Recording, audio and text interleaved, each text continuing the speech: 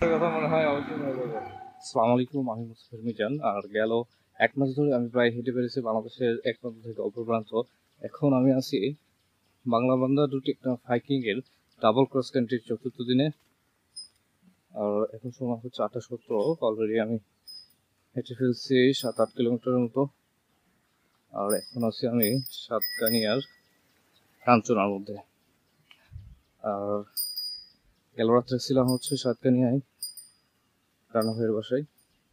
ভাইকে অসংখ্য ধন্যবাদ।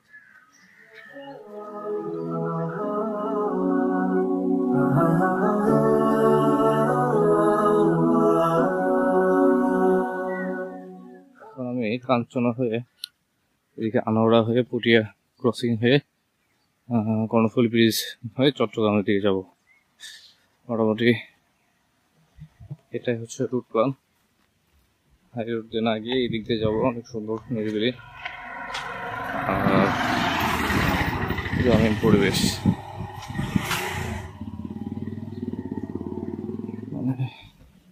রাস্তা মেরামত করতেছে আর 2 কিলোমিটারের মতো।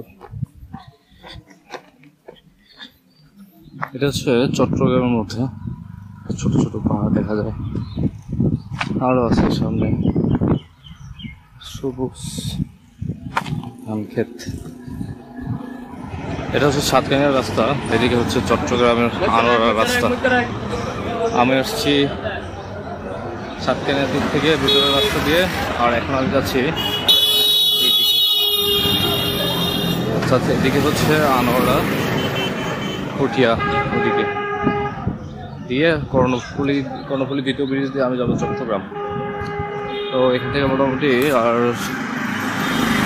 চট্টগ্রাম কর্ণফুলী ব্রিজ মেবি 20 কিলোর মতো। আর এই তো এটা হচ্ছে সাঙ্গু নদী, এই পাশে হচ্ছে বঙ্গোপসাগর, আর এই পাশে চলে গেছে বান্দরবনের মধ্যে, যেটা আমাদের বান্দরবনের সবচেয়ে পরিচিত একটা নদী সাঙ্গু নদী।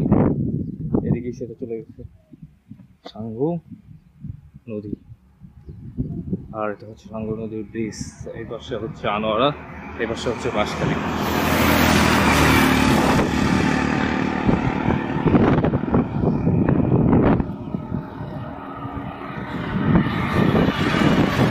আর সামনে আছে আনোয়ারা, তারপরে পুটিয়া ক্রসিং, তারপরে হচ্ছে কর্ণফুলী দ্বিতীয় ব্রিজ, তারপরে হচ্ছে চট্টগ্রাম সব। তো মোটামুটি চলে আসছি কাছেই শাহ আমানত সেতু। আর এটা কর্ণফুলী নদী, আমি এখন আসছি কর্ণফুলী দ্বিতীয় ব্রিজ বা শাহ আমানত সেতু। সেই চট্টগ্রাম চলে আসছি।